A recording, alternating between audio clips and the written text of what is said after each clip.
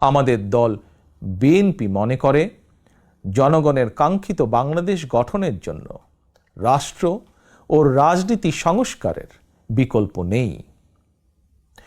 দীর্ঘমেয়াদী রাষ্ট্র সংস্কার কার্যক্রমগুলো জনগণের প্রত্যক্ষ ভোটে নির্বাচিত সরকারের মাধ্যমে হলে সেটি বেশি কার্যকর বলে জনগণ বিশ্বাস করে এবং গণতান্ত্রিক বিশ্বেও এটি স্বীকৃত।